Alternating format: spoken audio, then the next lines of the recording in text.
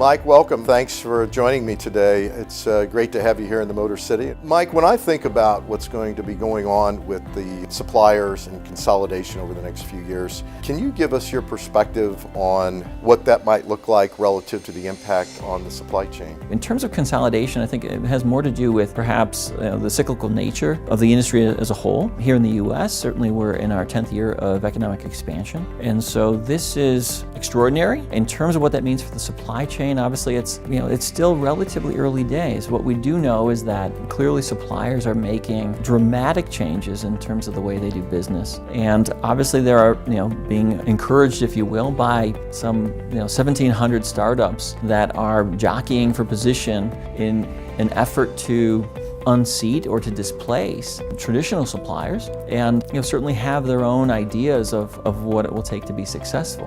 What should the suppliers be doing to mitigate other types of economic impacts?